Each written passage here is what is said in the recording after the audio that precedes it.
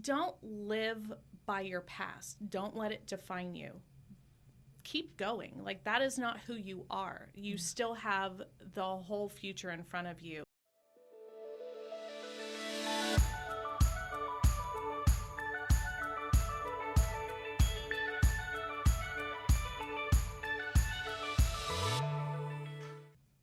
Hello and welcome to the Locala podcast. I'm Lisa Anderson, your host and publisher of Locala magazine. Our guest today is Jamie Blankenship, and she is the broker and owner of Invictus Real Estate. Before I introduce you to Jamie, I want to thank our sponsor, which is the book Shameless. 15 women share their journey of self-awareness, self-love, and leading with light.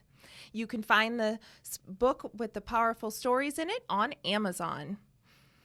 So Jamie was originally with us back in February of 2022. Her article is in that particular magazine, and so we're really happy to have her here today. So welcome back, Jamie. Thank you. I'm super excited to be here. And in that article, we talked about the personal circumstances that led you to create Invictus. And so before we dive into all of that deep stuff, I just kind of want to talk to you a little bit on the lighter end and ask you how your business is going now from where it was back in February. Wow. So on the lighter side, before you make me cry.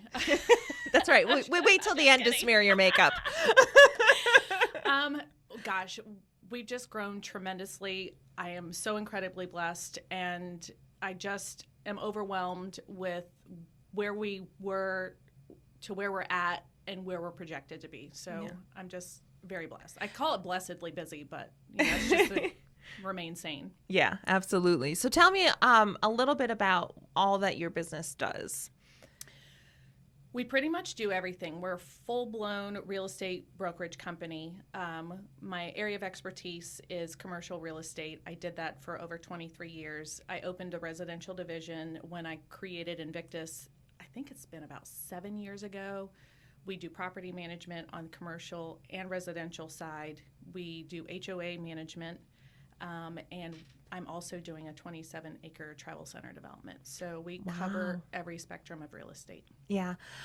You started with Publix, yes? I did, in the real estate department. Well, no, I started in the Publix store as a cashier, and then I got promoted to the back office, where I was, allowed to count all the money. It's funny how money just becomes paper when you count it. It's no longer like a 20. Yeah. And then I was promoted into the commercial real estate department, where I started doing property management for the Jacksonville division. Yeah. So you've had, if I remember from the article, over 25 years of experience. Yes. Is that right? Yeah. Yes. Yeah. That's fantastic. Even though I'm only like 23 years old. Yes, that's it. That's all. And holding. And holding. She started when she was -2. So you hadn't imagined yourself in the real estate world when you were younger. I sent out a little pre-questionnaire form, and you had said you had never imagined yourself in the real estate world. So what did you imagine yourself doing? When I was younger, I thought I was going to follow in my mom's footsteps. She's a registered nurse and worked in the emergency room, so I was going to be a nurse just like my mom. And that did not happen because apparently I don't like the sight of blood or meat. And, Yeah, that would be a hard problem. When I blacked out in the emergency room while she was talking to a doctor who was tending to a patient who had an open wound, and he was just rubbing that brown stuff in there. And then when he did the shot, I relive it like it was yesterday. Hear me stumbling all over myself. Yeah, I was like, I saw him. No passing out now. And it was oozy. My body's going tingly. And then he jabbed it with the shot to, I guess, numb it before he was going to stitch it up. And I was done. You were done. I blacked out. That's How all I old remember. were you?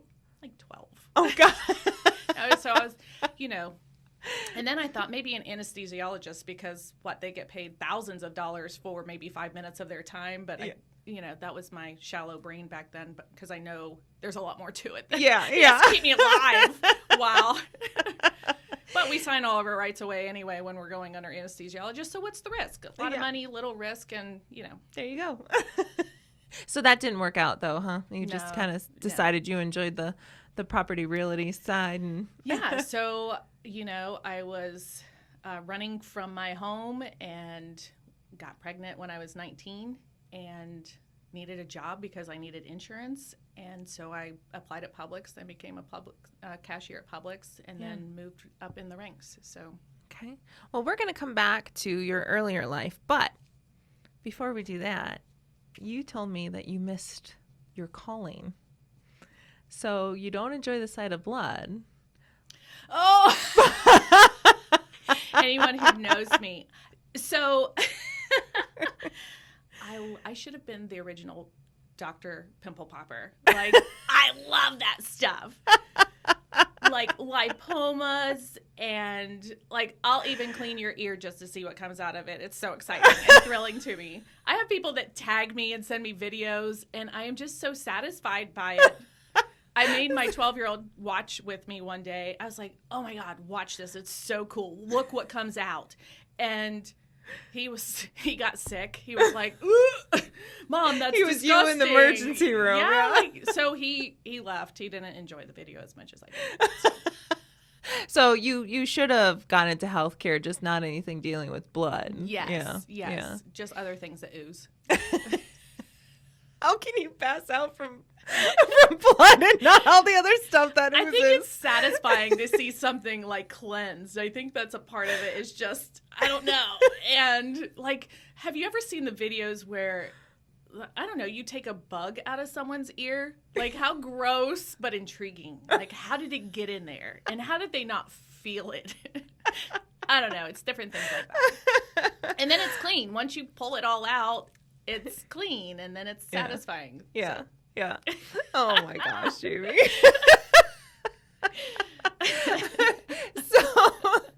Okay. So let's dive back into your childhood a little bit. You said that you were born in Pennsylvania. Mm-hmm. You were raised in Georgia, and then you escaped. In the article, you said, I escaped as quickly as I could to Florida. So what were you escaping? Why were you trying to get here? And why particularly Florida?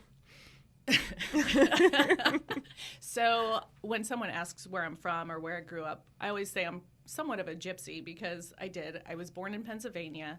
My dad was incredibly abusive. And then my mom escaped. I say escaped because we ran. We didn't see my family in Pennsylvania until I was 18. Wow. So over 10 years, and nobody really knew where we were at. So I grew up in Savannah, and then Florida was because I got pregnant at 19, and my ex-husband had family in Lakeland, and so we went to Lakeland and lived with his grandfather for a bit, and gosh, what a whirlwind. What a journey. So, Yeah. So you got married pretty young. I did. I got pregnant. I got married because I was pregnant, which was interesting because the chapel that we got married at is a bar now. It's like some honky-tonk, like swamp dog kind of bar, like not one that most people would show up to have a nice drink at all. Yeah. Like anyway. Was that like, kind of looking back, you're like, yeah, that's appropriate, or? Kind of. Yes, to an extent. But I was such a smart student, and I was smarter than that. I knew better. So it's interesting to see why you make decisions that you do in life, even though they're not good decisions or healthy decisions. But as an adult looking back, I don't know. Yeah. You said some of your upbringing, like, kind of, was not that great. And as you said, you had an abusive father, but you mentioned in the article that was what kind of led to some of the decisions that you made in life. Yeah. So, okay. So you're back at Publix. You're single. Are you single at this point? Or are you married at this point when you're working at Publix? When I started at the Publix store, I was married, and my husband at the time was a drug abuser. And that's something I wasn't familiar with at all. I was athletic and smart and my mind didn't go into that world at all. I mean, they teach you, don't do drugs at school and have the little program and even make you run for it. So, but they don't really truly tell you what it's like to experience someone who is a drug user or abuser or what that world looks like. Yeah. So I was married and he was an electrician, and I was basically there for insurance. So I worked very part-time. I was completely dependent upon him and his money. And we were broke and poor. We were both really young. So Yeah. So you wind up leaving that marriage. Yes. And then you had a second marriage, correct? Correct. Okay. So, and that it was after that second marriage that you wound up starting Invictus. Correct. So kind of tell me a little bit about that path through that marriage, if you're willing, Sure. and what it was like, because as I reread the article and remembered our interview, you talked a lot about, it was the first time that you didn't have kids on a weekend, and you were trying to figure out this Netflix sitting on the couch and marathoning and binging. Yes. I was kind of bored after like 2 shows, and I thought, how do you sit here all day? Yeah. So, now I know. Like, now I can accomplish that. I got it. Oh, you got it down. Nailed down. Now. But tell me that in between, you've started building a career at Publix, and now you're going through another abusive relationship. So some people have a hard time wrapping their heads around why people get into situations a couple of times. So tell us about your journey with that, and why the smart, as you say, smart gal, driven gal, is finding herself in these situations. So my perception and my experience is it's a lack of self-confidence, and the abnormal is normal because that's what you know as a child. Yeah. So, and I truly believe that we all, not all, most of us have grown up with some sort of trauma, and it's how we deal with it, or the people that are placed in our life to help us get through it, to overcome it. So I left my first marriage. Again, he was a drug abuser. My account was always negative. There was things that he did I never thought anybody could even think of to do. Mm-hmm. Like, I remember back in the day, you could make a deposit at an ATM and it would be available immediately, like up to so much. So he was smart enough to figure out that you just put in a empty envelope and put in the ATM that you are depositing a certain amount, and then it gave him money out of it. Wow. Yes. And I thought, wow, if his brain would put that to something legal, like, we'd be rich. Yeah. But an addict's brain doesn't think that way. They're just looking for their next high or how to accomplish their goals. So I looked to him for direction. That started with he gave me attention at home. He actually even took me shopping for clothes, which I didn't have good clothes, and I was not confident in myself. So anyone who showed me attention and gave me a little bit of worth, I was dependent upon immediately. And then the same thing with the second marriage. I didn't have any confidence to leave. What was I going to do? I couldn't pay my bills. I'm in this situation. I now have a child I have to think about. And did I plan on getting pregnant? No. So, but she's a gift. She was meant to be here. She was a blessing. And she's my everything. So I couldn't imagine life without her. But I was then approached by my second husband, who would give me money, let me go get my nails done. And not that any of that is relevant, but when you're struggling and your electric gets cut off every month and you have to go camp out at your sister's house for 3 days with your kids because, you have to wait until payday on Friday and it's Tuesday. I mean, those things are just functional. Those are just necessities in life. So that's hard. And then you have someone that comes in and is like your white knight in shining armor, and they're excellent manipulators. So it's not like you go directly into it knowing what you're getting into. Exactly. He was a rescuer. He was going to make life differently, and he loved me, and, was going to take care of me and my children. And that's the image they portray. So that gave me the confidence, and not that I had ever intended to, but like even before that, he gave me the confidence of, you deserve better, you can do this, not knowing what his ultimate plan was. And so I divorced, and then obviously he started grooming to date me. And it was horrible because I remember thinking, wow, this is so wonderful. And then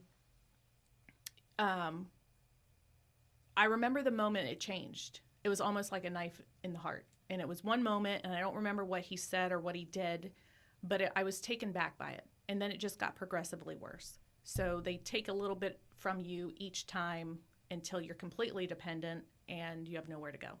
Yeah. So let's take a pause for just one moment. I want to thank our sponsor one more time, which is the book Shameless. 15 women share their journey of self-awareness, self-love, and leading with light. And there's a lot of stories similar to Jamie's like this, and women that have come out on the other side of some events that they found themselves either in due to their situation or being bullied, shamed, gaslit, or victims of sexual or domestic abuse. And they're all coming out on the positive side. So if you'd like to read this powerful essay of stories, you can go to Amazon and type in Shameless 15 Women, and it should pop up for you. All right, let's head back on over to Jamie. So I like how you use the word grooming, because that's what it really is. They're really shaping you. It's. I think that's what the piece that the people that don't understand are missing, and they're preying on your vulnerabilities.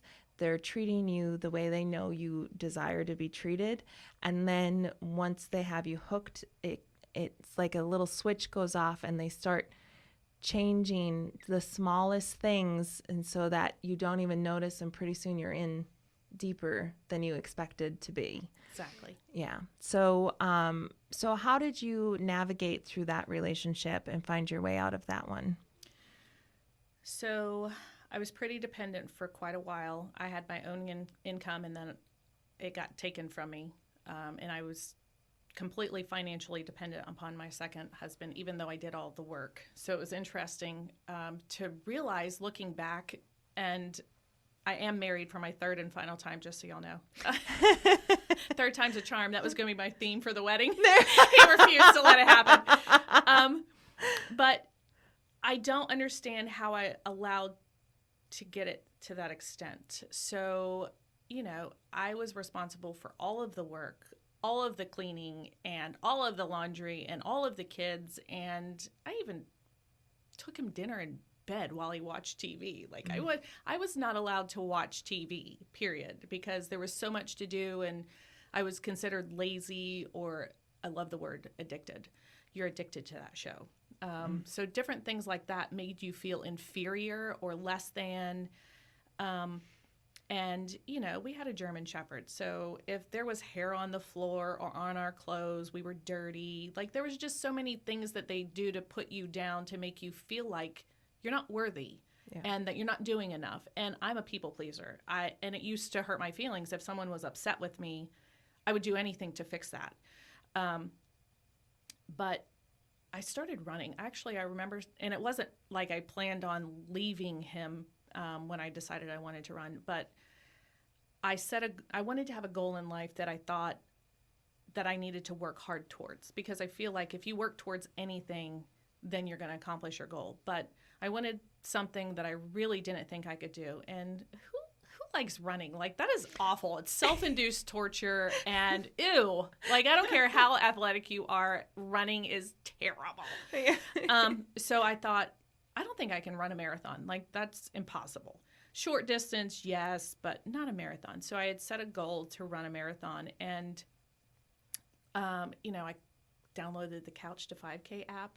Yep. Good God. Do you know how far 0.1 miles is? Like, I thought Yes. it was a half a block. Yes, because I did that for a year with that app. Oh, Lord. I thought, I was running. Even downhill, the Grim Reaper is sitting here, like, on my shoulder, like, you're going to die. Stop running. Why are you still running? I walk faster than I run. Yeah. And I was just determined. So I kept going, and I eventually ran a half marathon. And something in my brain was, the goal was you had to run a marathon because anybody can run, walk. I mean, you have to eventually get back to your car. So once you start, anybody can do the run, walk thing. So I ran a half marathon, and I had just turned 40, and I refused to buy running shoes because I'm not a runner. And I refused to wear the fanny pack with all the little runner's juices in them because I'm not a runner.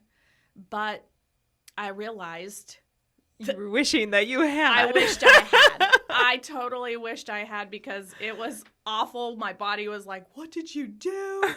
I have not run.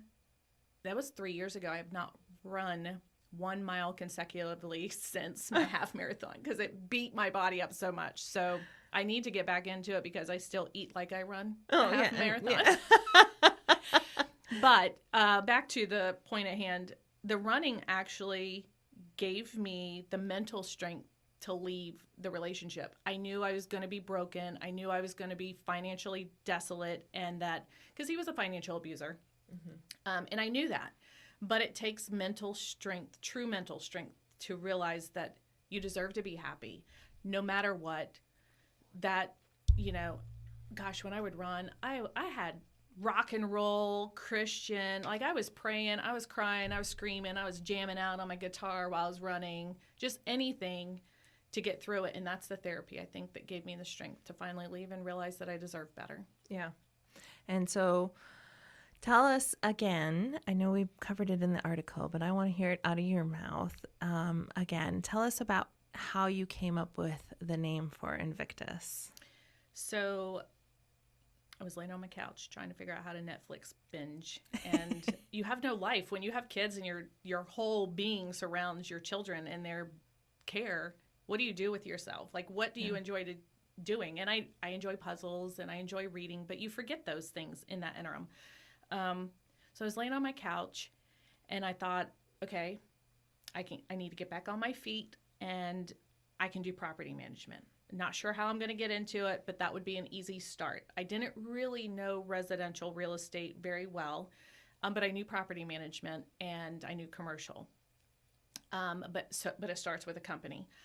And I wanted a company that meant something to me, but was also encouraging to other people, that when they saw it, it meant something. And I don't even remember where I found it or how I found it, but it's the Invictus poem that talks about having and finding the courage to keep going when there's no hope. And, it's the phoenix rising from the ashes. And I was in a pile of ashes and I needed that momentum to keep going, that it wasn't hopeless, that put one foot in front of the other and just keep moving forward. Yeah. So you started Invictus, that was about 6-7 years ago. But you just completed your marathon, you said 3 years ago? So you were driven to get that done. I was. Yeah. No, not a marathon. Half marathon. Marathon. I need to go back and start training on the couch to 5K to get to my marathon. With running you'll shoes. Get there. With running shoes. And the fanny pack. And all the little juices that go along with it. Yeah. Better yet, why don't you get the backpack with the straw that comes around? I had that. It's called the Camelback. There you go. Yes, that's better. It is. It is. You want to do it with me? No. I have run a 5K and I am good with that. I need a partner in crime, I feel like. Some accountability. Yeah. So. Yeah, you do. I wouldn't have been able to do it. There? Yeah. Yeah. Anybody want to run with Jamie? Because I had my accountability partner and I am not it for the accountability on that end. In fact, this morning, I was supposed to get up and go to the gym with my very best friend, and I sent her a text at 4:15. I was like, nope, not today. Maybe tomorrow. Yeah, it's so too early. So you weren't the accountability buddy either. No, I need someone to come pick me out of bed. Yeah. Actually, my accountability buddy moved away, and oh, man. You're so happy. Yes. No. No. So, all right, Jamie. So tell us what we as a community can do to help you and your business continue to grow. Oh, I'm in real estate, and there's a couple of us around. A little bit, yeah. I have just loved learning about all the brokers in the community, and there is plenty of real estate to go around. I'd love to focus more on management as well. Communities, HOA communities that aren't happy with their management. I'd love to get into some of those and just see if we're a good fit for them. I have agents that are amazing. We're fairly small. I have 8 agents, but I want to make sure, so a part of Invictus is family is first. And I want to make sure that we maintain our integrity and character and, honesty throughout every real estate transaction. So I want to make sure that when we bring new agents in, that they're a good fit for our existing agents and that those agents represent Invictus well. I don't want to bring in someone who may do something that reflects poorly on Invictus, because it, reflects poorly on Invictus, and it kind of takes away from other agents within Invictus that may not behave that same way. Just any real estate opportunity that we can be blessed to be a part of would be awesome. Yeah. And I'm going to ask you this question, and you may have an answer and you may not. But is there anything else that you would like to add that I didn't ask you? Let me think. I had something on the tip of my tongue just before you asked me that last question. I'm just kidding. One thing I did want to say, and it's just been kind of swirling in my mind, and one of my really good friends told me this in a not so direct kind of way, but it was in such a loving way, that we all come from a background, and we all didn't. Like, my husband had an amazing background and family, and, blah. Yeah. Mom and dad showed up to everything, and we're so involved and so great, and they're still married, and, I think he got spanked once because, he set his whole yard on fire or something. I'm not sure. So I don't want to say all, but don't live by your past. Don't let it define you. Keep going. Like, that is not who you are. You still have the whole future in front of you, and stop victimizing yourself, basically. Stop living through your past and look and keep pursuing your future. Yeah, that's beautiful. That's perfect. All right. Well, thank you so much, Jamie. I appreciate you coming on today and telling us your story, going in a little bit deeper than what we could in the magazine initially. So I really appreciate that a lot. I loved it. Okay, perfect. Well, thank you guys for tuning in to the Locala podcast. Once again, I'm Lisa Anderson, and I am your host and publisher of Locala Magazine. I'd like to thank our sponsor one last time, Shameless. 15 women share their journey of self-awareness, self-love, and leading with light. You can find this on Amazon. We'll have a link in the description. If you would like to see Jamie's initial article in our February 2022 issue or any other issue of the magazine, simply go to www.localamag.com. Thank you so much.